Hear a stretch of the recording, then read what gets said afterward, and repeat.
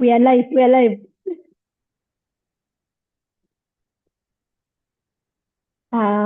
Welcome to Asala's Classroom Talk, where we mentor future lawyers, we foster critical thinking, and simplify the law for the general public. Today, it's such a privilege and honor to have with us Dr. Constance Gikonyo, an expert of law, and she has had the privilege of practicing law for the last 17 years. Welcome on board, Dr. Gikonyo. Dr. Gikonyo will help us in understanding various issues that concern every young lawyer who is struggling with choosing a career path, switching a career path, understanding the uncertainties of certain periods in the career path. So most welcome, Dr. and please introduce yourself to the audience. Good evening, everyone. Thank you very much for the warm welcome, Dr. Asala. It's a pleasure to join you and the audience as we have this interesting conversation about choosing or progressing our career path in law. I know some of you listening to us are thinking of taking law. Yes, there are the foundational aspects, like what courses should I take at the KCSE level and even in the new system. And those will be covered. Do not worry, we are aware of this, and those will be covered in good time. Then there are those of us who are already at the university undertaking our LLB degrees, or we have just completed, or some of us are at the law school now, that is the Kenya School of Law, having just completed our exams, which I believe ended last week on Tuesday, and we are wondering, what is the way forward? So that is the conversation we are going to have today. Which way should I go? And to start us off, what I would love to say is, do not fear. Calm down. Don't panic. Okay? You do not have to have everything clearly thought out and, everything in a straight row, right? Life is about living and exploring and making decisions as you encounter every step of your path. So that would be the first thing that I would say. Yeah? Calm down. Do not feel that you need to have all the ready answers and solutions right now. I know the world may make you feel like that. You look at your friend who seems to have figured it all out now. They know what they want. They know where they are headed. And you're looking at yourself and wondering, what about me? I don't know. I'm still trying to identify, to even really figure out what I love. Don't worry. This conversation is supposed to shed more light on that, and you will figure it out. Remember the famous story of the owner of the Kentucky Fried Chicken, KFC? He made his millions when he was already in his, is it 60s or 70s? Right? All along, he was trying. All along, he was just trying, and that is when he actually got it.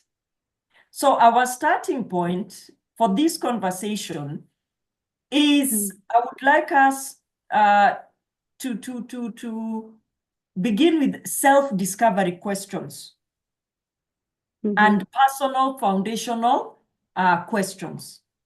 Then once we have done that, we need to then understand the legal landscape. What is actually out there in terms of legal careers?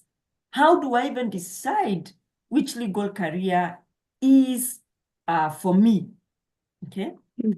Then after we do that, we now come to the next step. Where then do we seek guidance? You have ideas of the different paths that are available. But then how do you make the decision? How do you decide which way is the best for you? Okay? And lastly, we look at preparation for the future. What are these new areas that are out there that we may not have really considered that we should start looking into, right? And ultimately, what if we've made mistakes along the way? Yeah. Or we've taken a path and we want to correct it. How do we go about it? How do we adapt? How do we change? Okay. So those are some of the aspects we're going to consider. We'll also even look at the issue of ethics, purpose. For those of us who believe that we have a purpose to fulfill, how do we include those in our decision-making process in relation to our legal careers? So Dr. Asala, let me just introduce it that broadly. Yes. Yeah.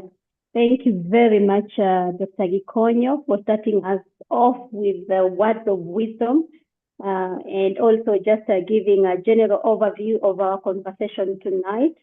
And you have already mentioned the importance of self-awareness, understanding your person. Daktari, why is it important that we should understand our personalities, our strengths, our values in choosing a legal career? All right. Thank you. Now, self-awareness is key. In this world of so many things happening around us, self-awareness helps you to remain true to yourself.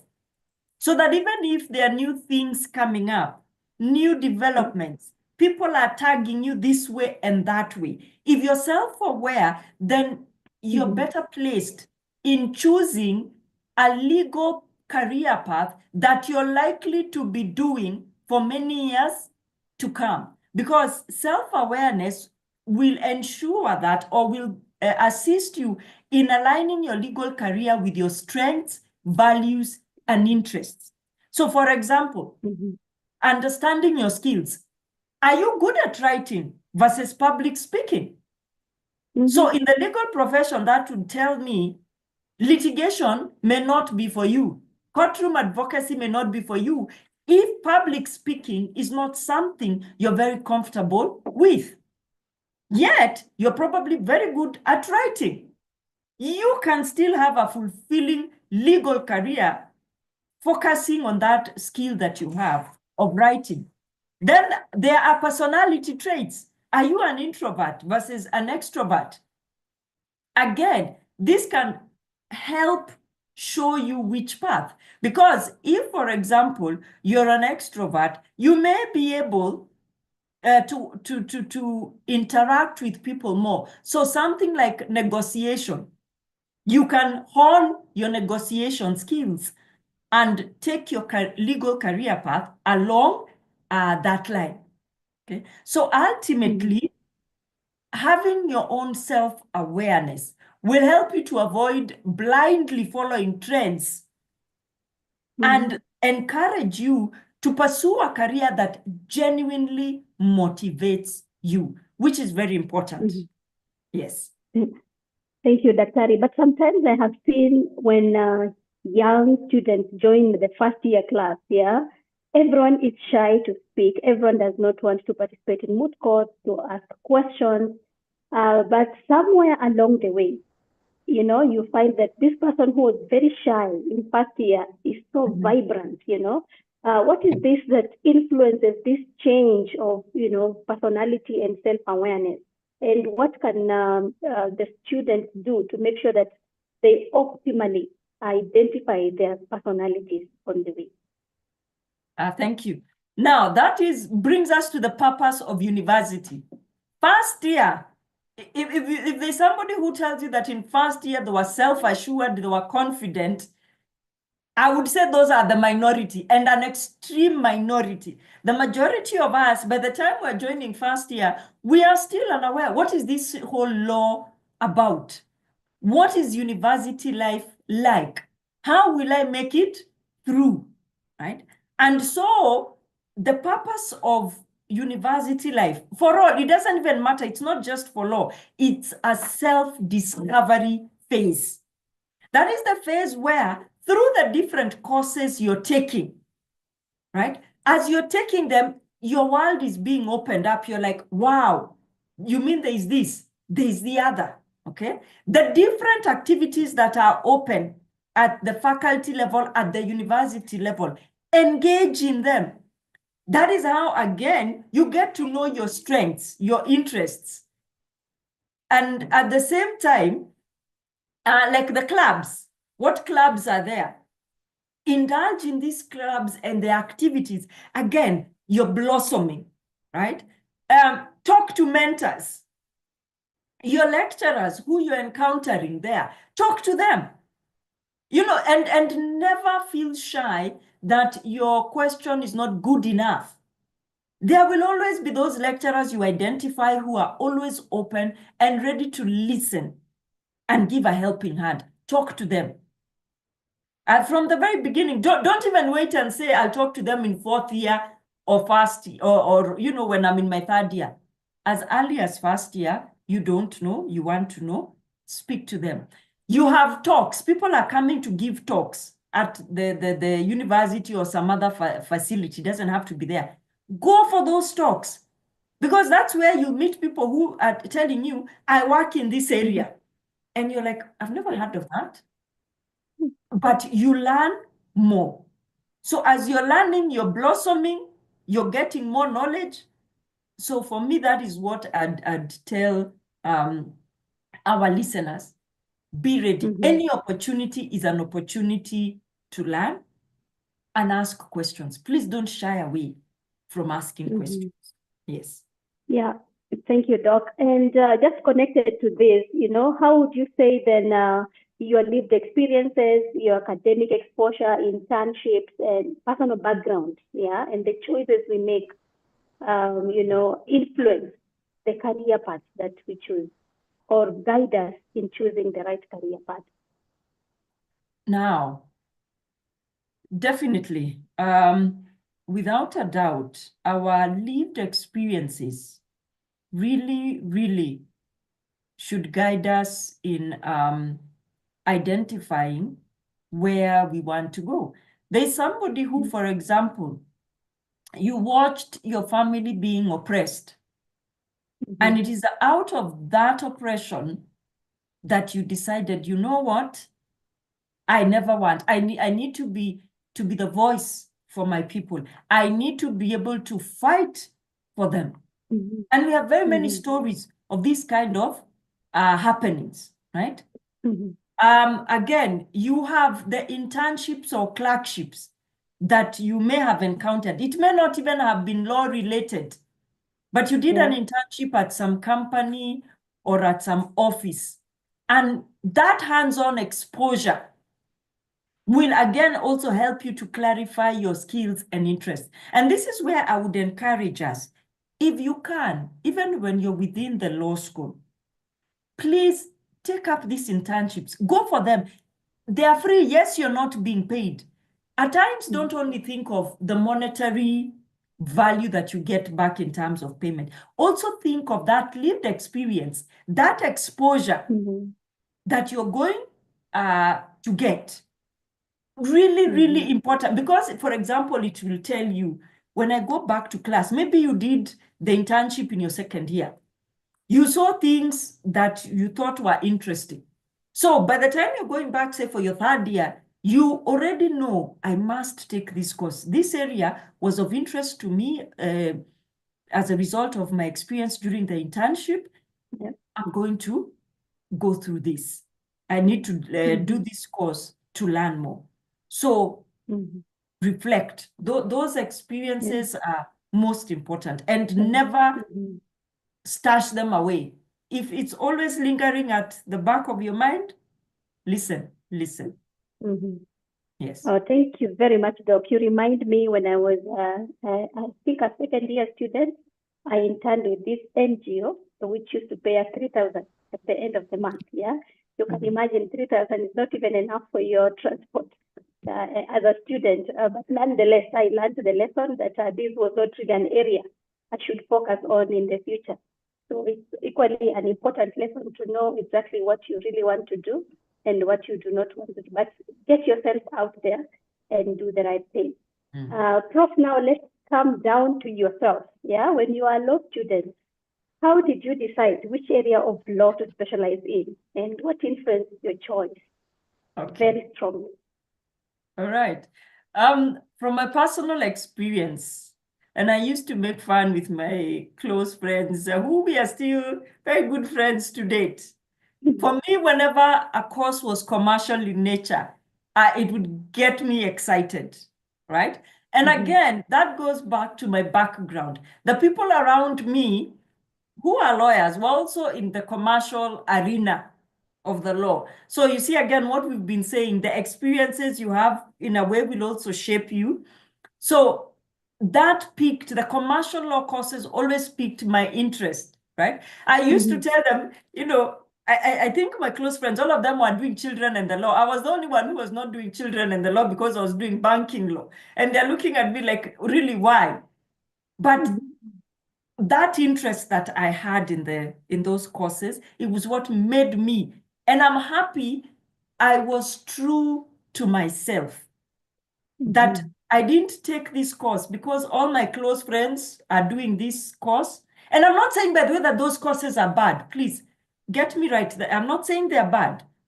Just that that's not where my interest lay, and that I was true to myself, not to say that because all my friends are doing children and the law and I want us to be in the same class, I will also ensure I do that. I stuck. So when I was free, maybe they're in class and vice versa.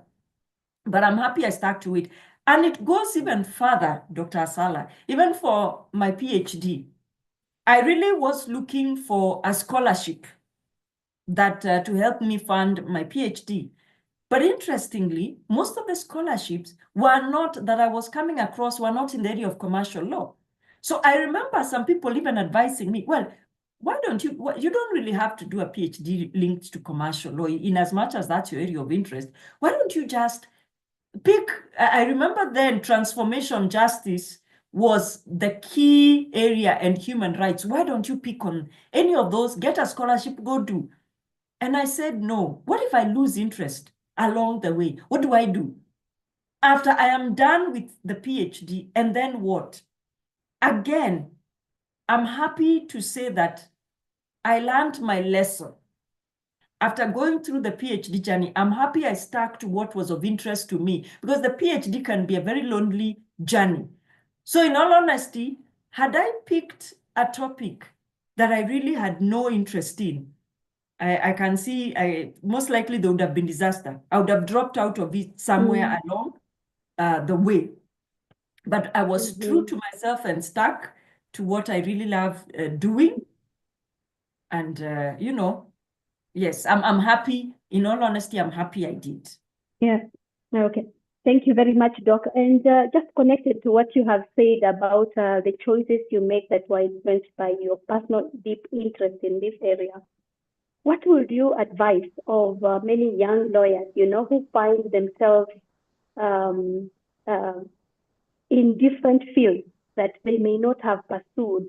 You know, how should one balance their interest and the reality of the job market? Yeah, passion and practicality. How do you balance that? Passion gives you motivation, gives you resilience. And if you're doing what you're passionate about, there tends to be, you're satisfied. Yeah. So for example, you're litigating in the public interest field. You're happy that you are making a change in society. You're fighting for the downtrodden. But then there's the practicality, the reality of life, job availability, income needs, stability also, right? Because, for example, you may find that commercial law in the corporate arena may offer steadier opportunities than more new niche areas, right? I would say this, there is need to have a balanced approach. Yeah? Try and see how you can align your interests with market demands.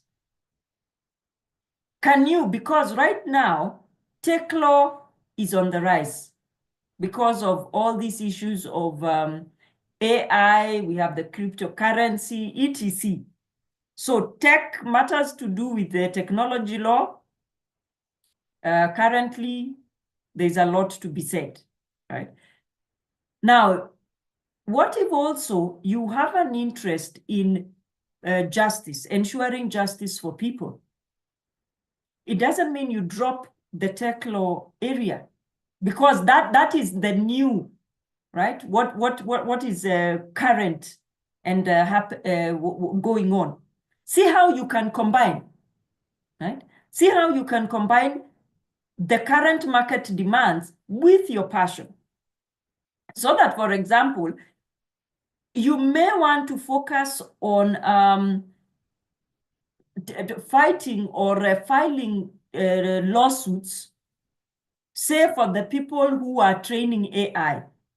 That's a key issue currently going on in Kenya and the developing world, that skilled workers are being used to train AI and they're being paid miserly, as well as encountering other challenges as they do this work. So since you have an interest in helping people, you are now aligning that interest with currently what is the market demand, okay? I know somebody who had an interest in fashion, in theater, drama, etc. Now, this individual was then made to do law, but that wasn't their first choice. But the parents were like, there is no other way. You are doing law, and that is the only degree we are going to pay for. So, Shingo Upande, the person said, it's all right, we'll do it. But as they were going on with their law degree, they discovered there are interesting areas of law that touch on that area of passion of theirs. And we are talking about the area of intellectual property rights. And so by the time the person was even doing their master's, they were now aligned that, you know what, I can have a balanced approach. This law degree I have, I can combine it, I can align it with my interests and create a niche in the market, something that I have seen is not catered for. And that is the area of entertainment law. So that now you, as an individual, they are able to advise, say, artists on their contracts. What are the things to look out for? What is there to follow up on? We have a new and emerging area that not much is being said about, the area of sports law. So you have an interest in sports. Law is, you know, yeah, you are told by your parents, you must do law. And you're probably thinking, I need to finish my law degree and take it to my parents and tell them, here is your degree. Now let me go do what I want. No. You could combine the two. And we start calling you a top-notch sports law advocate in this country. So for me, I would say it's trying to find the balance. Yeah, the beauty of law is that law is very flexible. There are very few areas you will find law not getting into. So it is one of the areas where it's very possible to combine your passion and the law and have a balanced approach. You know, I had a friend of mine yesterday asking me, why do you want to understand everything about the law?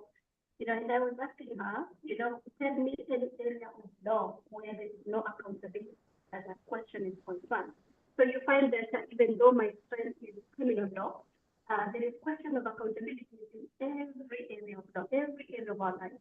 So there is a way in which all these areas intersect, you know, and just require reinforcement from each other. And so we cannot just say that, you know, since you have passion in this area, you cannot relate it to another area and have them work together. Now, let's talk about, you know, the uncertainty nature of our law graduates and overwhelming feeling that there is a wide range of legal careers. Maybe if you can help us understand what are some of these major career paths that are available in Kenya, in the region, in Africa, and globally. All right. Wow, that is a wonderful question. Why? Because the possibilities are endless. Even what I'm about to mention is a tip of the iceberg. There are so many others that I may not have thought of that are actually out there. So for example, you have legal technology and innovation. So you could become a legal operations manager, a contract automation specialist. You are good at coding. Why not? We remember we're talking of smart contracts, etc. So we need codes are required. So you could put your skills there, right? Compliance technology, product manager. We have so many technologies now that are trying to automate compliance. That is an area you can work in. AI governance, an emerging issue. AI is taking the world by storm. And we can't go back. AI is not going to go back into a box. No. It's one of those areas that's here to stay. We have to find a way of how to combine it in the things we are doing. So you could become an AI governance specialist. Other possible career paths in the area of policy, governance, and diplomacy. So you could become a government advisor, right? Become an expert, what do we call them? A diplomat, a career diplomat, using your law. Somebody may never have thought of that, but yes, you can, right? You could become a legislative drafter. By the way, this is one area where, oh my goodness, I wish people knew we need so many people in the field of legislative drafting. And the beauty, by the way, of even legislative drafting is the older you become, the better you are, right? You could become an international policy expert. You could focus on the AU. You could focus on the United Nations. That is a career path. You could also focus on international negotiations. Remember, this whole issue of climate change, we are now actually saying there's a problem. These carbon trading markets, one of the reasons why people are saying there's a problem with these carbon market agreements is that the communities where this carbon trading is most likely taking place, the law is not being properly implemented in relation to those contracts. That is something. Let's come to the issue of data. Data now is key everywhere, right? So if you could focus on the area of data, that is, and become a data governance expert, you could also move into the broad field of compliance and risk management. There's data protection.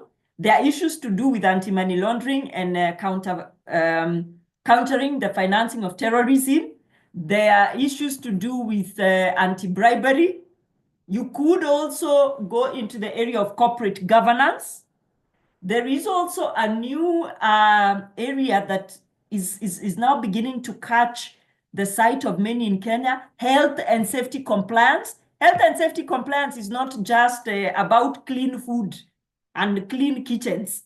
No, the law does play a role there. Another broad area is project management and consulting. Okay? So you could become a strategic consulting person, right? And work in McKinsey firm. You could become just a project manager and apply your law there, right? You could specialize in contract review, okay? Then you could join in the area that Dr. Asala and I are in, academia, research, think tanks, right? There are many think tanks that will hire you as a legal researcher. So apart from just academia in the sense of teaching at university, you could work for a think tank. And there are many big think tanks out there who are actually influencing decisions and policy globally. You could become a policy researcher. Okay? You could become a legal researcher in NGOs or even in courts now. we are seeing that our own courts are embracing the idea of research assistants. Another broad area, you have corporate and commercial roles. So you could play a role in investor relations, a regulatory affairs officer, for example, at the Capital Markets Authority, at the NSE. Right? You could become an expert in sustainability and ESG reporting. You could become an in-house compliance lead. And that is, you can imagine how many sectors there are where in-house compliance are required. You could join the creative industry, right? You could become an author, an editor. Right? And interestingly enough, like in the developed countries, in their entertainment, you find they have even legal advisors for movies.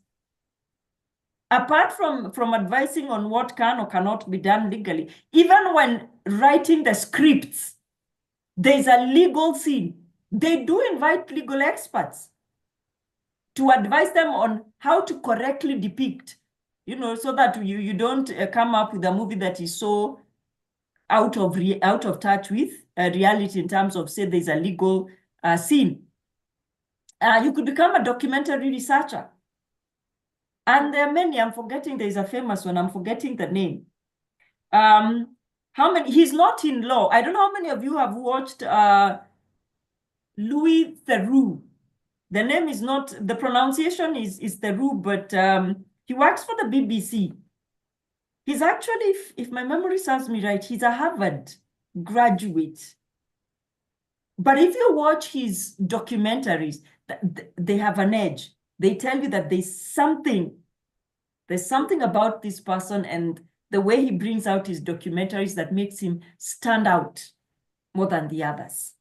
You could take a career in international development and humanitarian work, yeah? A rule of law specialist, an expert in access to justice programs, an expert in monitoring and evaluation. And monitoring and evaluation is required in so many areas, right? You could become an entrepreneur, start a legal tech startup. And there are many now. We have even one I learned of the other day that is trying to assist in when it comes to doing legal research. So that's a legal tech. Now, as I said, I can't even give you an exhaustive list. This is just to prick your mind to see the many possibilities that are out there for you and the law that you have an interest in. Thank you, Doctor, for helping us to it's the practice of law is going to court. Yeah. So when you don't go to court, someone is you don't practice law, it's because you don't go to court. But thank you for helping us to know that there are so many other areas where we can specialize in. But then, even as we specialize in these areas, what are the factors that will help us focus our career path? Are there any principles that can guide us? Where do we go to help us, in just narrowing on the right thing? How do we determine that we are headed in the right path? One, I will say, we go back to your interest and your passion and constantly reevaluating.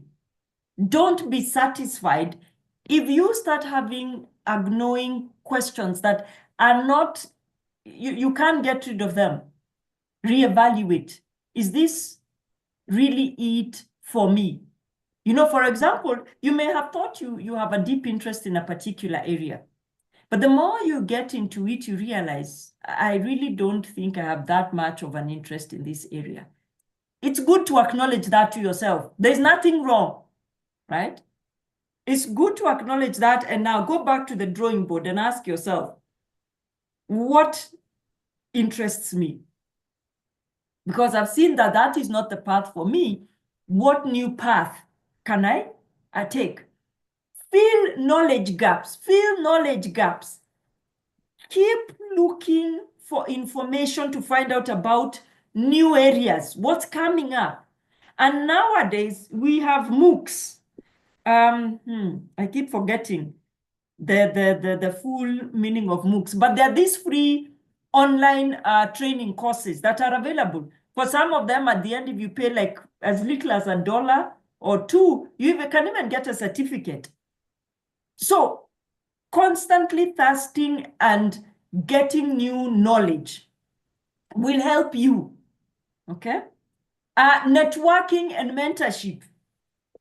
Join professional group, seek mentors, right? That way, it is this constantly talking, asking questions, rediscovery, right? That is where you will start identifying the correct path. Use your prior experience as an asset. Don't let go of that, right? And an important aspect, which I think we keep forgetting, be patient. Be patient. Some of these things, the answers do not come overnight. It may take time.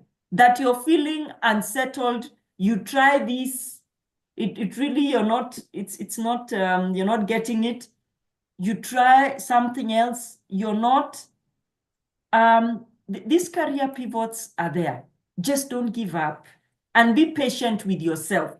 The world we are in is fast moving, extremely. And it gives us the impression that you should have everything figured out to the T. That is a lie. That is a lie. I was actually reading some very interesting message somebody put today. And they were saying that at a particular age, you get to understand, I know why that person was still living at home. I now understand why that person had, by a particular age, not built some mansion as was expected. I now understand why that particular person at a particular point in time was still not married. And the person was now, saying, with that wisdom, I now don't judge. I understand that life is not a race. Each person is living out their own path. Some, we may eventually end up at the same spot. Some will race there and get there fast. Some will take longer, but it's a consistent and a progressive discovery path. Be patient with yourself, kindly. And I believe Dr. Asala and I can tell you this with a little bit more years of wisdom we have. Be patient with yourself. Thank you very much, Daktari. You have helped us a lot in just trying to understand, how do we figure out what is good for us.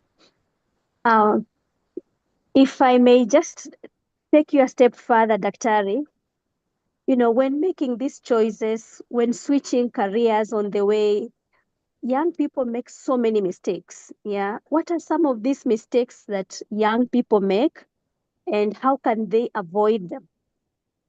Yeah. A very important question. And sadly, there may be people who find themselves in this trap. But one of the reasons is what I hinted at earlier. Choosing a career path for the wrong reasons.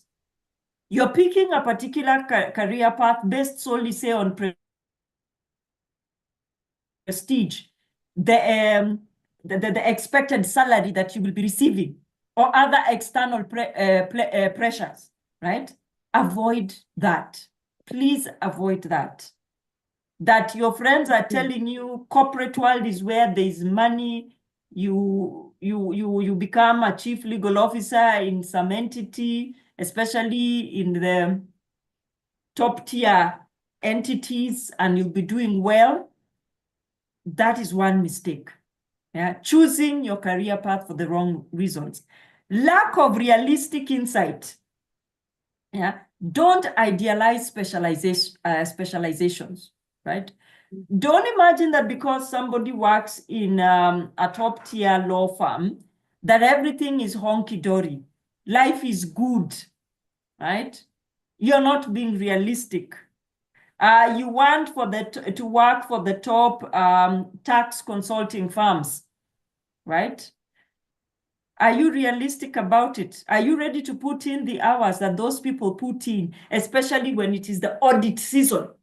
When most of them, some of them will tell you they spend the whole night auditing, they barely get home at 4 a.m. in time to shower and change to a new set of clothes and move to the next site for audit, right? Also neglecting mentorship, failing to seek mentors. And let me clarify this more. It's not just about seeking mentors, but it's about asking questions and asking the right questions to the right people who will give you honest answers, people who will give you provocative guidance, right? People who are ready and willing to share from their experiences and tell you, this is what I encountered. So I would guide you to think of this. Ask. Never imagine that asking is foolish. No, it's a way of broadening your learning, broadening your thinking.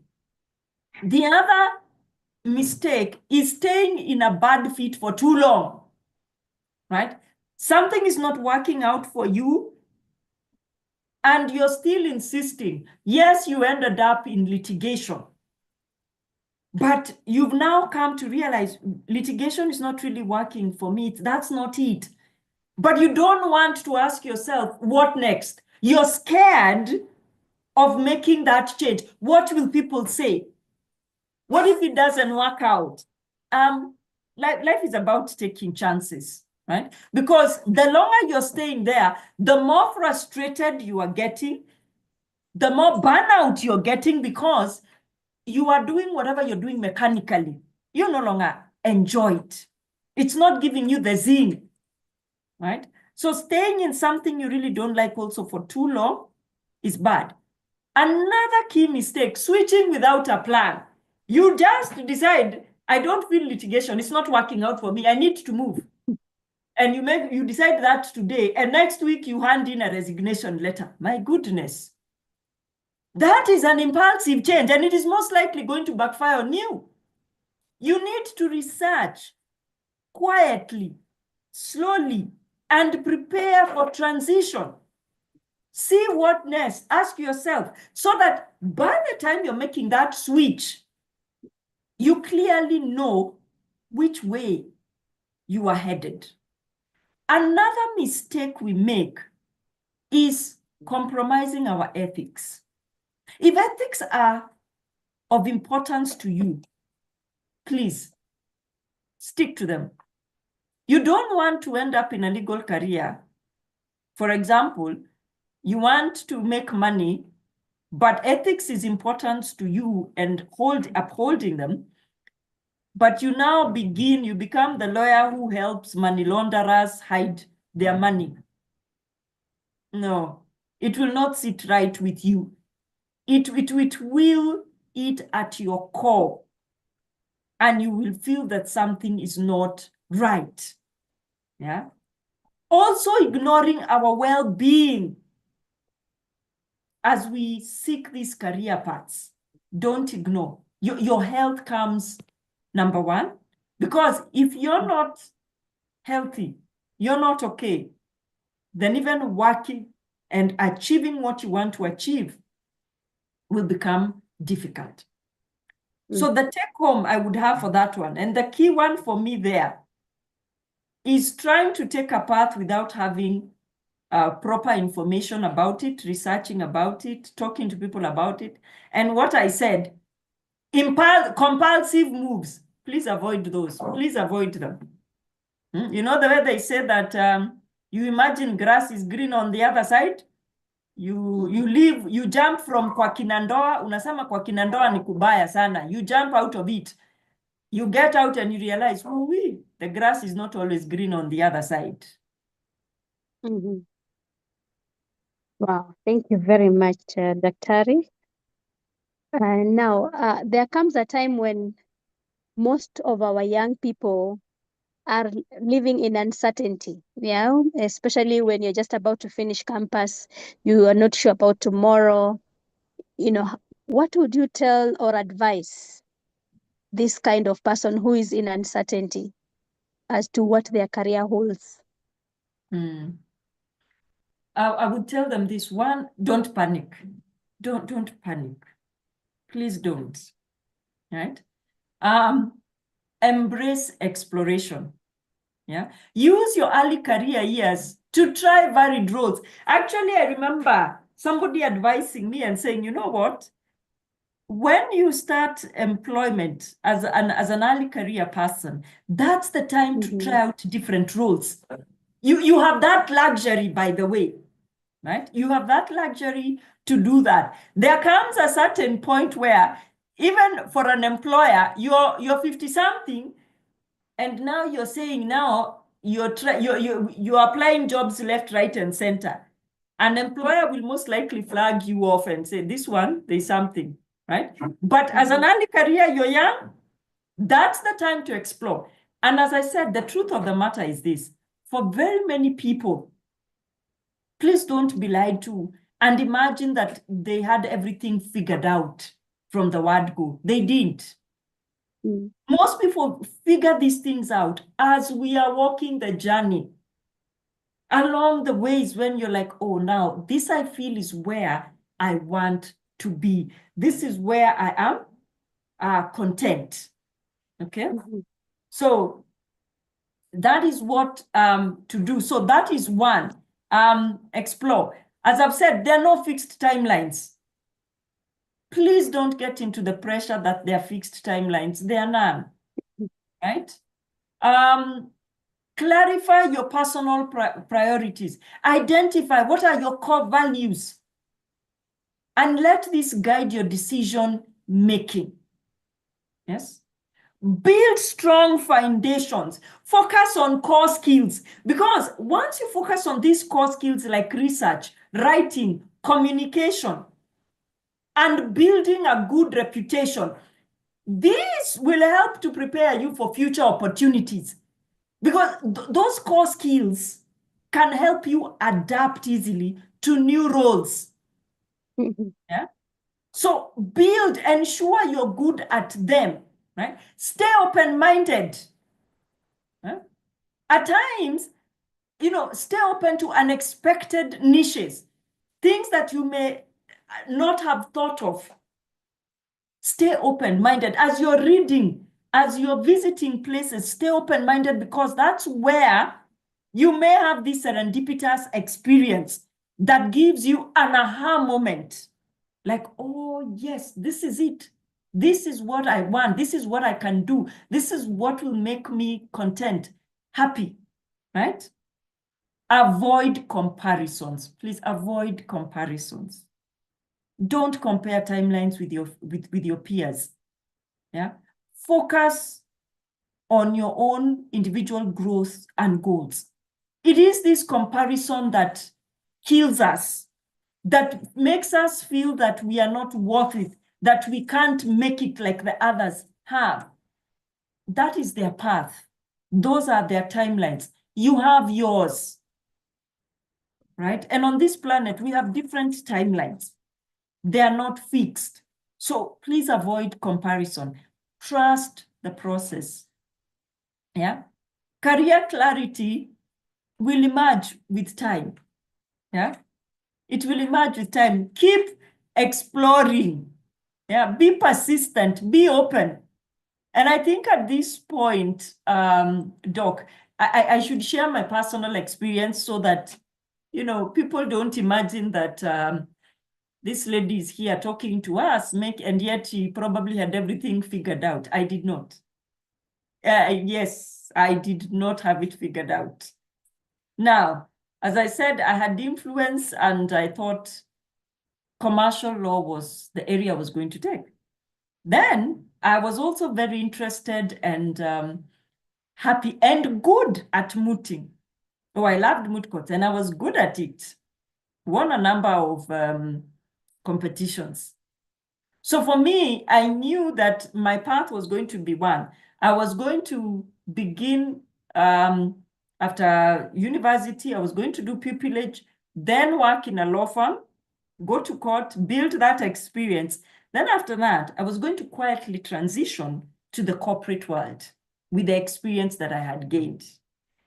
And they say that man plans and God laughs. Oh, yes. And actually, even when I do meet colleagues, most of them will tell me, we are shocked that you didn't end up in litigation, that you didn't end up in a law firm, because I did not.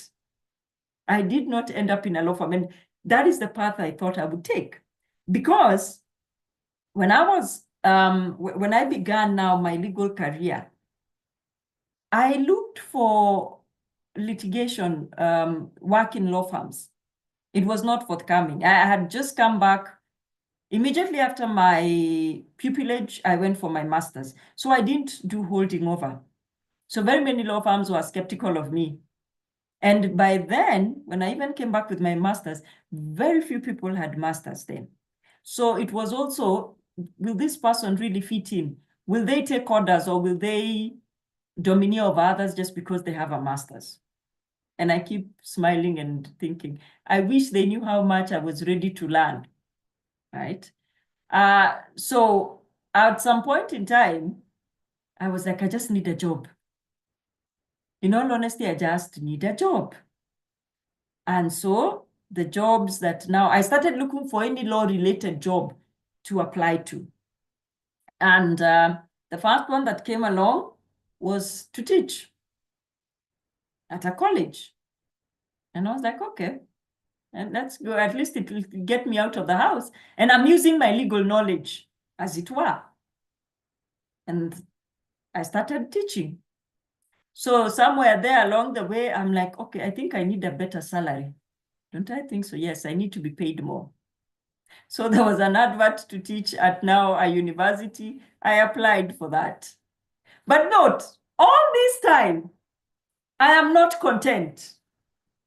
I am still telling myself, no, I need to go corporate.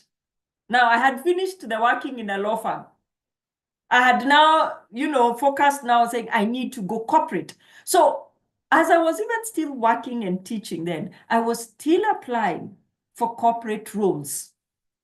Now I laugh when I think about it, because I'm like, was I mad? Really, here you are applying for corporate jobs, and when they ask for your experience, your CV says you are working in an academic institution. Really? But as they say, remember when I keep telling you time, be patient with yourself and take time. I continued teaching until one day I had an aha moment. I think God just decided, this foolish one, I think now I better get them out of their misery here. This one, let me just, spring it on them clearly in a way they can see. And it hit me, hold on. You're still insisting on applying for these corporate roles. They are not coming your way, you're just getting rejections. But in academia, you're blossoming. You're doing well, you're flourishing. So why had that not occurred to me as a possible career path? But why? Why that had never occurred to me as a career path is that, one, enough of the lawyers I knew in academia, most of them were in practice. So academia was, by the way, something else you do in addition to being in practice or holding some other legal job. Also, while at the university, no one ever told me, I honestly don't even remember my own lecturers hinting to us that there is a career in legal academia. I don't remember, honestly. All we knew is that when you finish, you go to Kenya School of Law, do pupillage, get admitted, hold over, look for a law firm to become an associate. Yeah. And so that is why my mind was still closed to all this. So until I had that aha moment, and I laughed at myself, I'm like, wait, what have I been fighting? right? I'm still doing what I love, the law. The passion for law, that one, without a doubt, I have always had even from primary school. So I'm still doing. I told you I was good at mooting. Am I still not using my voice in class when I talk? And I don't have to worry about being audible enough. Sadly, my students, yes, they have to sit and listen to me yapping away. But I'm talking. I enjoy that. Yeah. And it is that. And as you can see, it took me, I'm not talking about a span of 2 years or so. No, it took me teaching for like 5, 6 years to have that aha moment, to realize, oh, this is a path I can take. It is a path I'm good at. It is a path I enjoy. It is something I find fulfilling. And that is how I settled to be a full-time academic. And I dropped, honestly, the idea of me going corporate, the idea of me working in a law firm. If somebody calls on me that they have a case, they would like assistance, yes. And by the way, I still take out a practicing certificate every year. But you can see how long it took for me to figure it out. So when I tell you, be patient with yourself, explore, right? And don't focus on what others are doing and saying your path must be like theirs. You'll get there. Yeah. Wow, wow. Immense wisdom. Yeah, thank you so much, Daktari, for all this. You know, you have reminded us very important life questions that concern all of us. Yeah, that no one has it all figured out, only God. Yeah, and that, you know, we should run our race, not compare with anyone else, and be patient with ourselves. Thank you so much, Daktari. And now let's look at our final, you know, question. When we talk of balancing the work and the life, you know, you have excelled in academia, Doc. How do you manage to balance between your life, you know, your career as a professional woman? How do you get the balance? Thank you. And an important question too now, especially now when we talk of mental health issues, you know, work-life balance, important. And the one thing I have done is to ask myself, what are the important things to me? Is family important, right? So that if family is important to me, then it means it needs to be one of the things at the forefront in my life. Is progressing in my career, is doing my work right, you know, not just doing it for the sake of doing it, but doing it well. Is that important to me? Yes. So then the question is then, how do I balance this? Because I've determined what is of importance to me. Now, when we think of work-life balance, we are not talking of a 50-50 split, right? It is about being able to see how to work best and not drop all these important balls you have in your life. How do you ensure you don't drop them, right? So for example, setting and maintaining boundaries, yes? Even if you send me an email on a Sunday, you will not see me replying to you at all. Or you send an email on a work day at 9 p.m. I will not respond to that email. Why? Because family is important. So unless I have an evening class that will run from 5:30 to 8:30, the minute I finish that evening class, I shut down. It's time to tell people who need baby to be told good night. It's time to give them, you know, the time they deserve, right? That Sunday, as I'm saying, no work. It's time to interact with the family, get to know them, get to enjoy with them, right? Then the other tool that I realized that works is prioritizing and planning. Having a to-do list and having priorities in that to-do list. Because once you have prioritized, you know what must be done by this time, what must be done by the other time.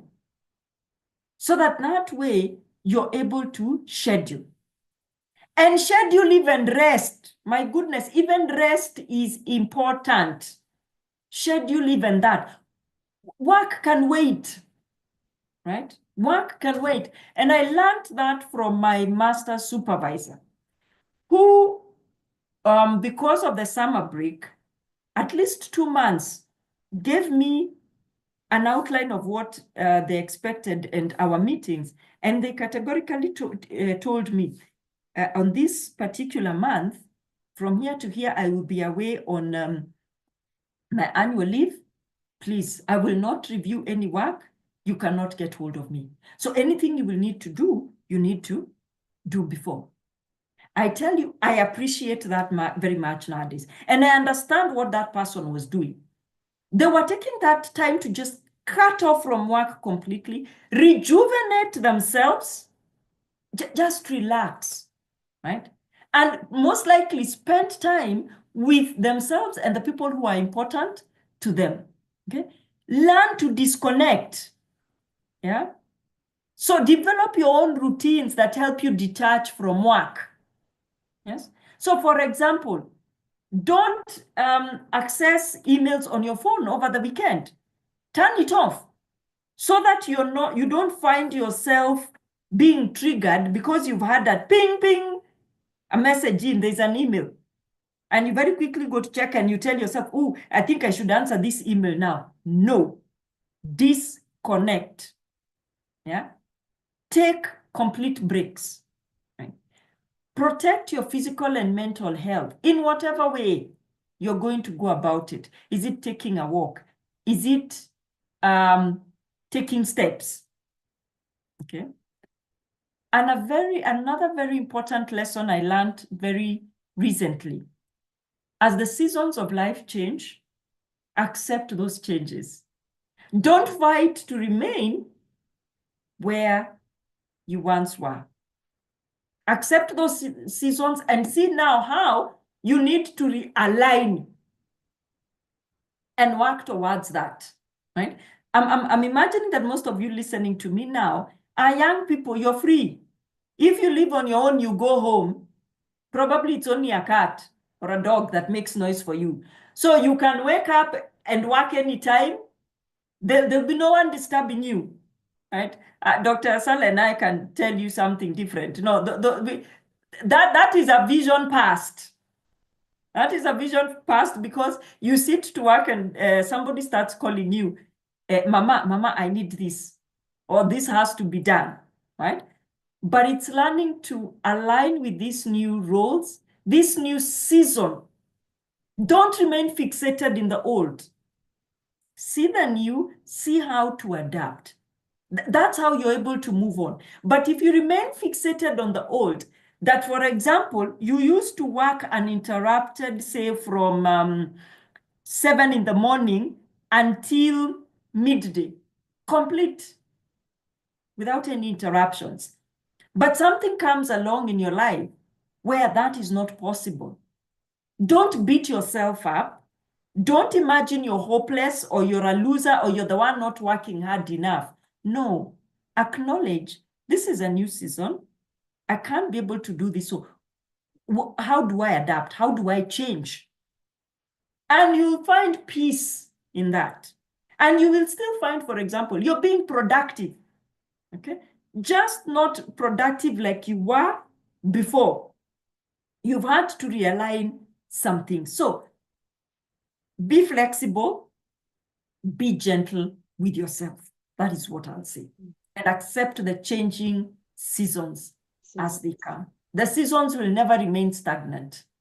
Yeah. I can assure you they will change. Wow. Thank you so much, Daktari. I think I'm consuming much more than I expected.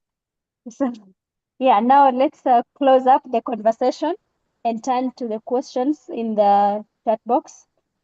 And our first question is from Lata Hussein. And his question is, what are the key skills and experiences that you consider essential for success in various legal career trajectories? And how can aspiring lawyers best prepare themselves to excel in these areas? Okay. To answer that question, I reiterate the some skills that I had mentioned earlier. These are research. Because once you're able to know to do research and do good research, it means if you have a legal problem, a legal issue, or whatever issue, even just your making your own decisions yourself, you know how to do the research to get the relevant information to assist you in making that decision. Okay?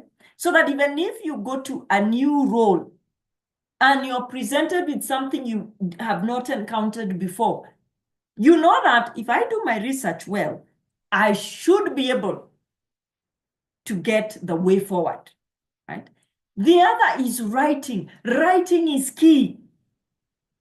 Despite the new changes that we have in terms of gadgets that you can record an oral message, writing is still key because that's the best way to communicate.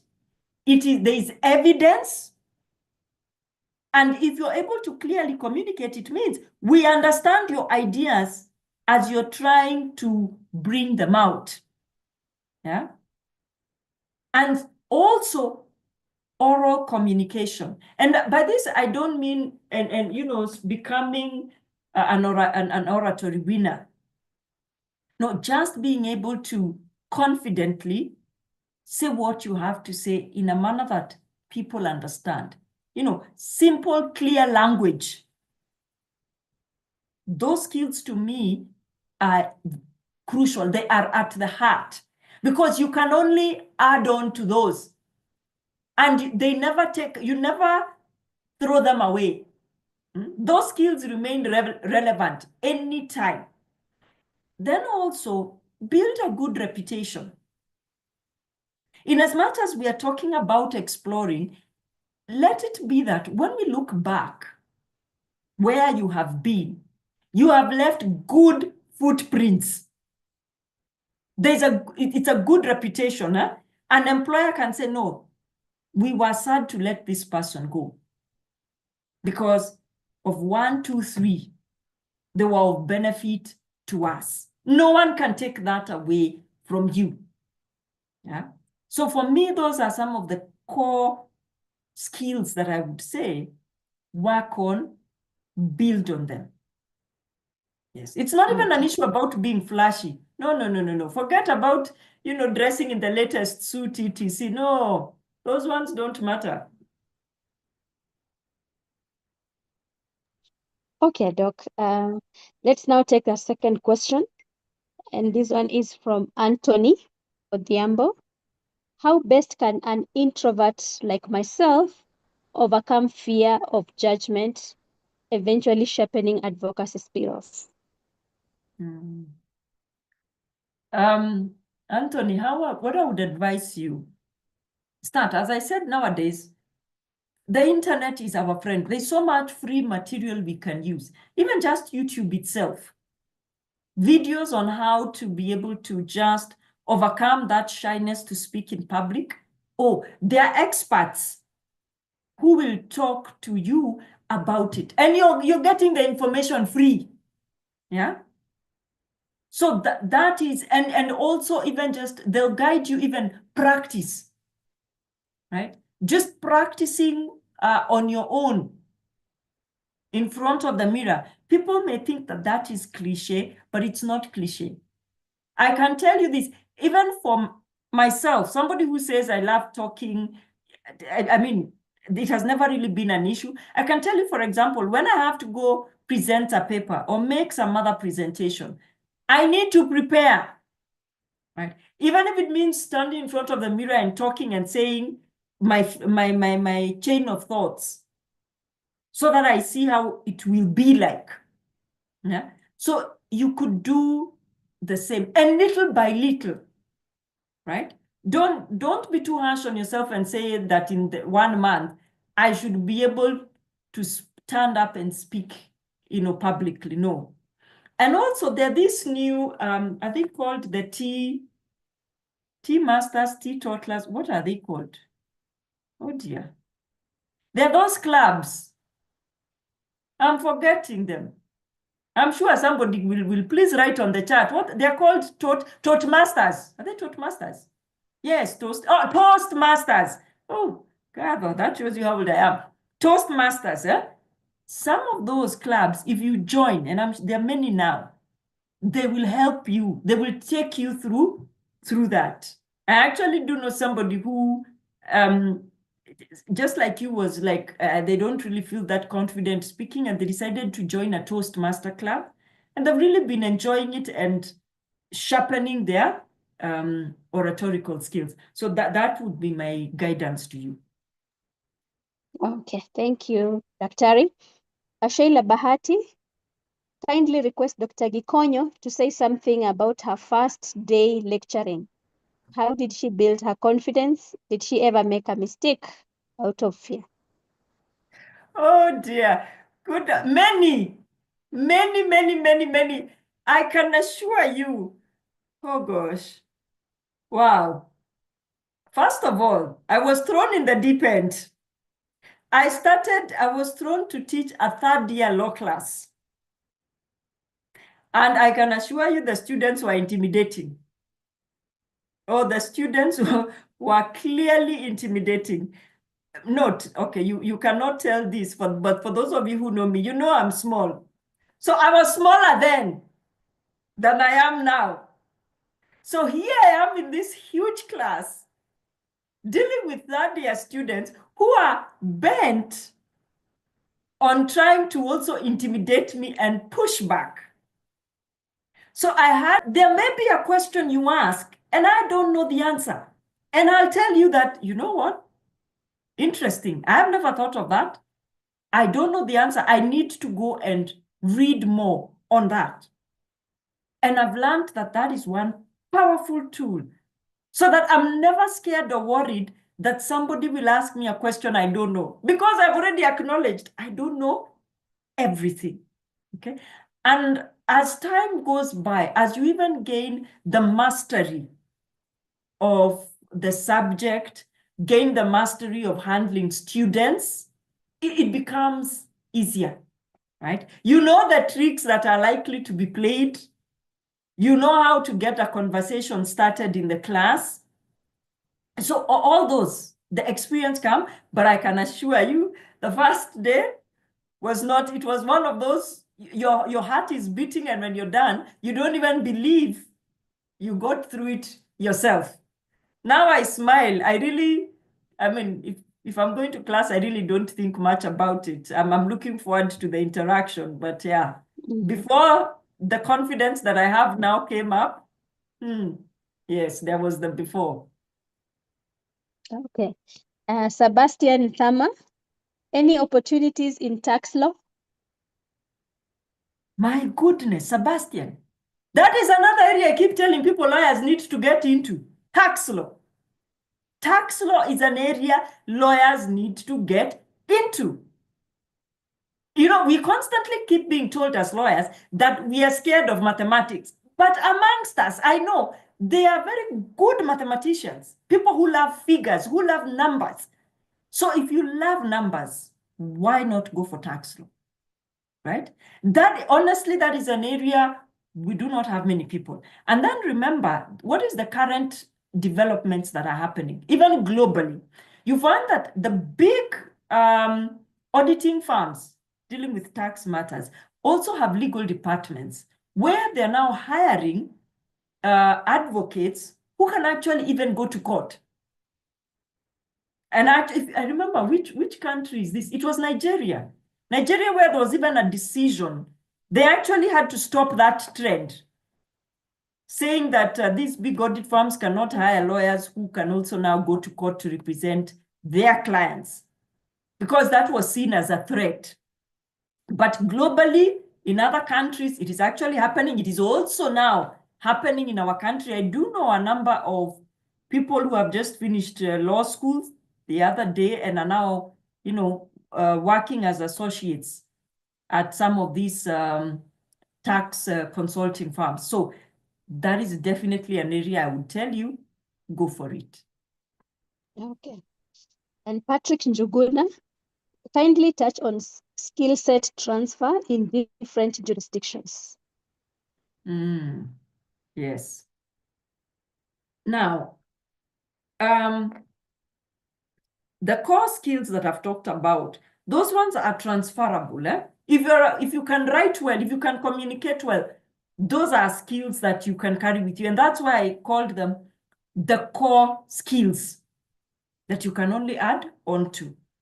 Now, when we talk of transfer across jurisdictions, here you need to be very careful because you could find yourself getting frustrated. We are a common law country. So my advice to you would be, please seek another common law jurisdiction, right? Because at this level now, if you are to go to a civil law jurisdiction, for example, it would mean relearning from the very basics. For example, their law, what are the rules that they use for statutory interpretation, right? And then again, also remember, maybe even the jurisdiction you pick, language becomes an issue. So you would need to grasp their language to be able to properly or fully integrate. Yeah. So for me, especially in relation to law, one key element I would say is the divide between civil law and common law. Stick with what you're familiar with. You're more likely to adapt faster and flourish, other than a jurisdiction where you would more or less be starting from scratch, from ground zero, coming up, right? And it would take a lot, yeah? For me, that would be my take. And also ask yourself, be very realistic. Are you willing to take that sacrifice? Because assuming you want to go and practice law in the US, you do know you would have to go and take bar exams, etc., which would mean give yourself like 5 years. Are you ready for that? So again comes in the issue of, before you seek to transfer, do your research. See what is required for you to be able to practice or engage in the law in that jurisdiction so that you make a fully informed decision. Yeah. But I'm not saying you cannot do it. Thanks, Doc. Michelle, hello, Daktari. What strategies can help an upcoming advocate to remain adaptable and open to new opportunities throughout their career? Read. Michelle, read some more, okay? And I have a very interesting habit. At times when I'm working, and the work is not all involving, there are certain YouTube channels I have identified that discuss current issues, current topics. So I love listening to them in the background as I'm working. And that's how I'm able to pick up what are the new changes, what is currently happening, okay? Being alert, even it could be some news item on TV or something. That will alert you that, oh, this is happening. Can I find out more about it? So the key thing is being inquisitive, right? Seeking out information. That is what will keep you abreast. So for example, if say you're a new and you have just joined the profession recently, we have even like the CPD points. Just look at the CPD calendar. It will help you see some issues you may not have known of, or issues that they are saying are emerging. Take an interest. Listen. Can I tell you, just last week, sorry, I signed up for a webinar on refugee status determination. And somebody will look and think, are you mad? What are you doing signing up for whatever refugee status? But I asked myself, I don't know what that is. I've heard of it, yes, but I really don't know what it entails. And so I was like, sign up. It's free. It's online. So seek out information. That for me is the key thing. When you see something that piques your interest or something new you've not heard about, interrogate further. Right? There are places now, if you go even on YouTube or on Instagram, whatever, you can even set alerts, right? Even on X, there are some X whatevers I follow, just purely, like there's one, just let me check. I have my phone here. Let me check for you. This person constantly posts latest judgments that they think are interesting. I think one of them is Mwenda Thuranira. And there's another one, I think there are like 2, 3 that have identified that just normally post recent judgments. That's a way now I have identified. I may not even be in practice, but that's a way of keeping abreast of what is happening in the fields of litigation, and which also flows to my academia, because that way it also ensures that I'm abreast as I'm teaching. I know what is currently happening. So Michelle, that is what I would tell you.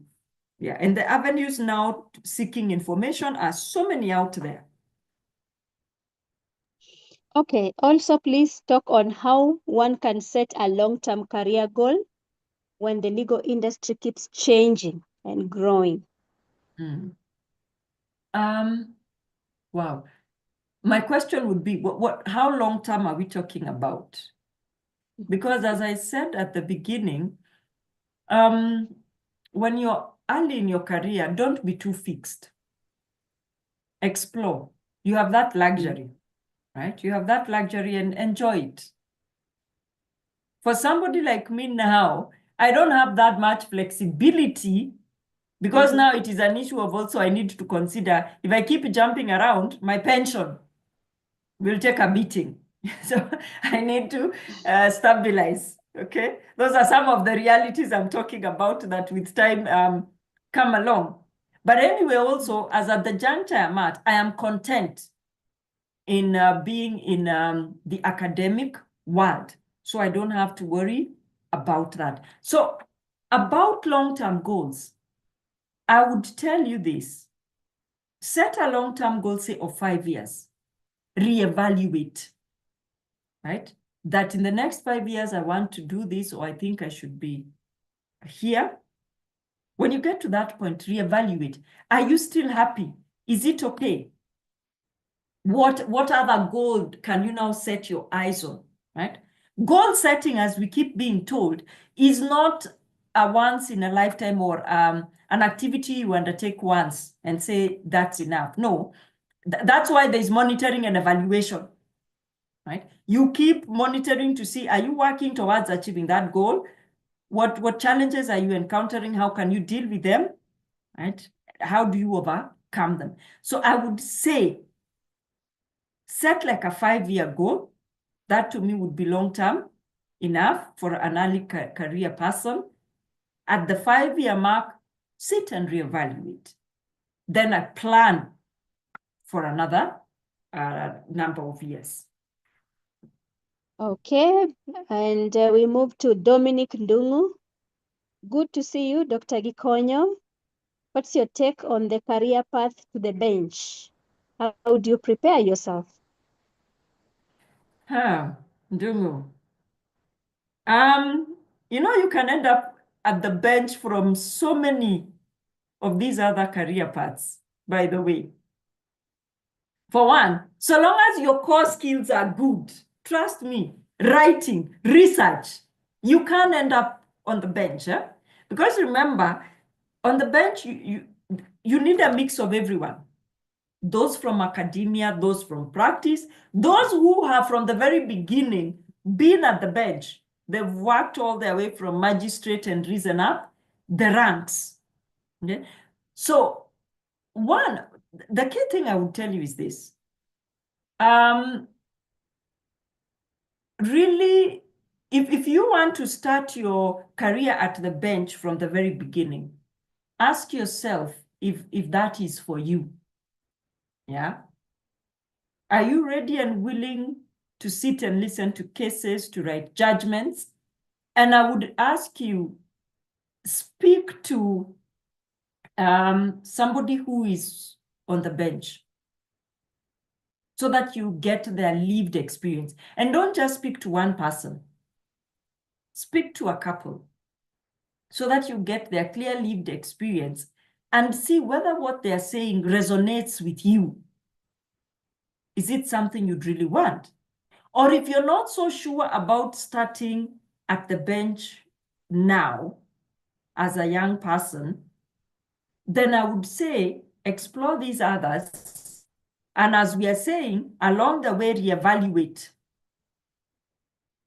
and see, are you ready for the bench now? Do you want to head in that way? Okay. So it's, for me, there are two parts. Either you decide to start there from the very beginning, or take different paths and eventually find yourself at the bench. Yeah. Okay. But those Thank key you, skills we talked about, still important. Okay. Oliver Augustine, what tips would you give a potential legal researcher to thrive? Wow. Learn your databases, learn where to get correct information, learn how to know what is true, what is not true, i.e., we call it the CRAP test. How to know what is good information that you can rely on, what is bad information. Learn how to document your research so as to avoid plagiarism at all costs. Learn how to write what you find out. Okay? Because as a researcher, there'll be a lot of writing. Yeah. I would also tell you, learn how to use relevant tools. And I'm not saying how to learn how to use ChatGPT so that you should, you take a shortcut. No, using relevant tools.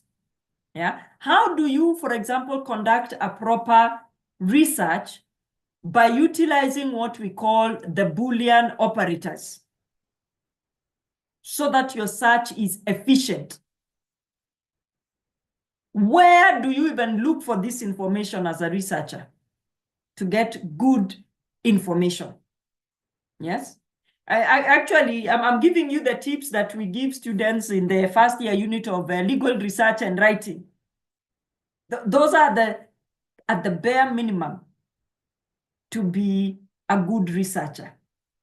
You need to start there. Even just understanding how to reference properly is key, because that's how you avoid plagiarism. Yeah. And nowadays, we are lucky that there are a number of tools out there that we can use to assist us. Learn these tools because they make your work efficient. But you must already have the hardcore skills yourself. Oh, yes, the other one I was forgetting, critical thinking. Critical thinking, very important for a legal researcher. It will help you ask the relevant question, how to dig deeper and not just believe what you're reading. Because it is by critiquing, you're able to know what is good, what is bad, what is doable, what is not. And critiquing is not about identifying the bad in something. To critique, if I may just loosely define it, means to question. Asking the who, moving from the descriptive questions. The descriptive questions are who, where, when. Those are descriptive. You move now to ask deeper questions. The how, the what if, right? What are the consequences of this? For a good researcher, being able to critique, very, very important. Very, very important. So hone those skills. Okay. Thank you very much, Daktari. Kalden, can I decide to have my law degree and come to the university to teach without completely going through the bar? Yes, you can. Yes, you can. However, this is something I normally tell my students. My advice to you would be this. Remember, we are saying somewhere along the way, you may decide to change your path. You may have initially thought of this, you later on change, or some other opportunity comes along that requires you to have the bar qualifications. So I normally advise, while you still have that energy, please complete the bar. Get it over and done when you have the energy, get the qualification, get admitted, all that complete. Because also, remember, the rules for admission keep changing. So maybe the next time you now realize, oh, I actually need this qualification. I want to change my career. I need to get admitted to the bar. You go back, the rules have changed. And there are most of these rules, there are no exceptions, right? Even if you will be a senior advocate, then there'll be no exception. And now it takes you, back. So my advice usually is just at the beginning, together with your cohort, go and complete matters to do with admission to the bar, then move on. As I said, I completed all requirements for admission to the bar, got admitted. I do take out a practicing certificate every year, so I am validly an advocate and a current one at that, so that if any opportunity was even to present itself for me to work as an advocate or even represent somebody in court, I'm able to take up that opportunity. And I also say this with hindsight that I know a number of people who initially never wanted to take that path. Maybe they were sure they wanted to move to academia or something else. A number of them have actually come back and said, oops, I now discover I need my admission to the bar, and have gone on to do it. So, and you see, it is another advantage. Even if you come to academia with it, it doesn't stop you. So that would be my honest advice. Just get it, even if you're going to come to academia. Thank you once more, Daktari. Awath is asking, how can or does one find rest or a timeout period in a workplace that submits them into burning themselves out? Wow, that's a tough one.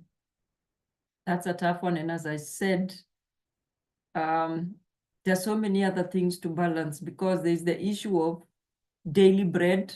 That's where your daily bread is coming from.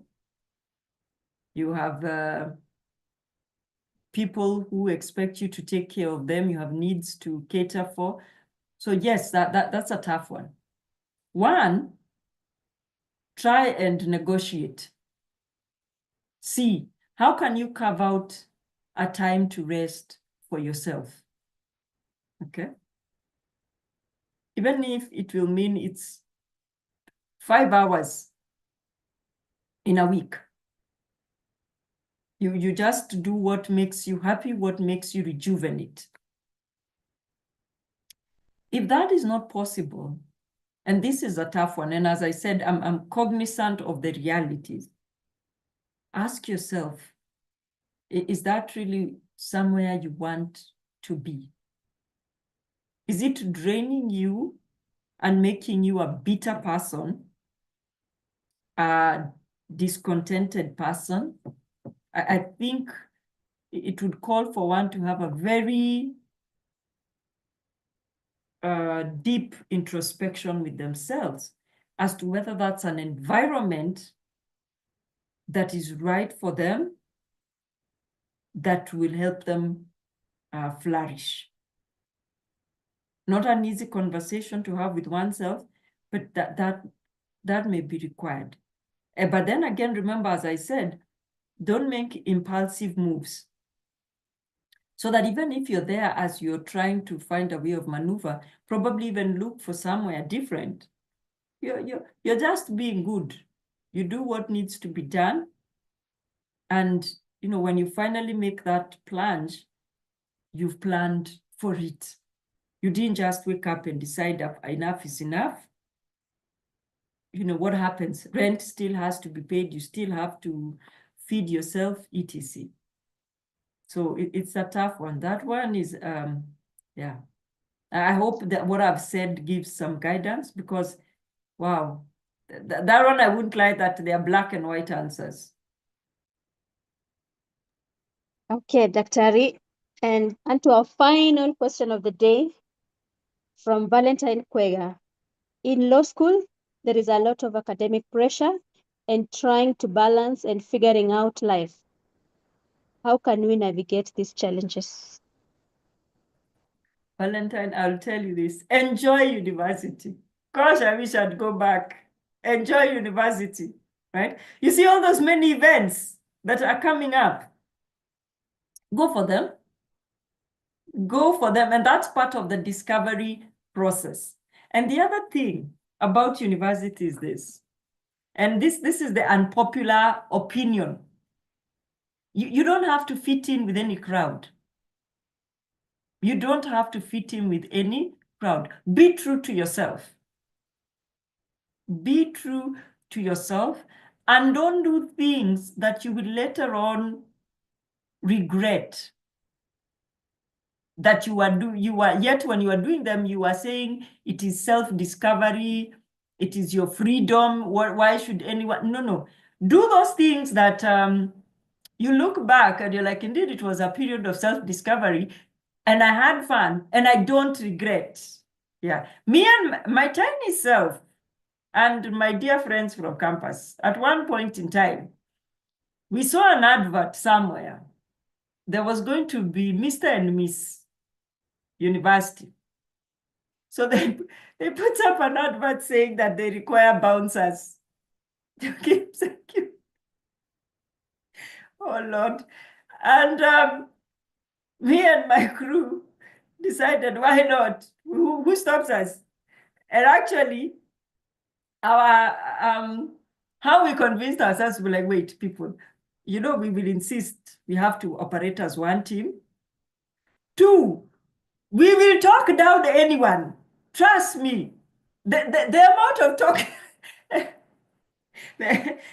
we will be very effective. Now, we look back and we all laugh, right? I mean, imagine, okay, if a true emergency had happened, I don't know what we would have done, because we would most likely have run away, not done anything. But just that self-discovery. I can now say, just that I can't put it on my CV, I have worked as a security officer, right? That is how I would put it in the CV, right? But it was the discovery. So don't take the pressure from the others in terms of, you don't have to do everything everyone is doing. Do what aligns with you, what interests you, what will help you explore yourself more. That is what you need to do, but you don't have to do everything. Yeah. And I know, yes, there's probably that one person in your class or ahead of you who seems to be doing anything and everything and flourishing in it. That is them. That is them. And you don't even know. At times, the sad thing is that people don't tell us the truth about some things. You may be thinking they're holding it together, how they have, they are so well kept. They seem to have everything happening right. You might be shocked that that's not the case. That person is probably running away from some personal family issue. And so that is their way of coping. So all that glitters is not gold. Do you? That's an unpopular opinion. And at times when we say do you, I'm not saying be rude or do all the wrong things and say I'm doing, it is being me doing. Within the confines of humanity and dignity. Okay, so if for you doing, I'm just giving an example, moot courts is what works for you, is what you enjoy, do it. Right? If engaging in some other extracurricular club activity is what works for you, then do so. I didn't even know, for example, that at the higher levels, even things like Girl Guides, I was a Girl Guide, and Scout still goes on. That's what interests you. Go ahead. Because remember, that too is honing some skills. You're learning about working together in a group, being a leader. So you're honing other skills there too. So Valentine, that's what I tell you. And enjoy campus. Enjoy. It is one of those things you look back in life and realize how good campus was. You didn't have to worry. Somebody still worries about you. Somebody still worries about paying school fees. At least giving you some money for food. After that, things change. So enjoy. Thank you very much, Dr. Constance Gikonyo, for sharing your expertise with us. Just listening to you means a whole world to me. And I have no doubt that your insights were so valuable to the audience.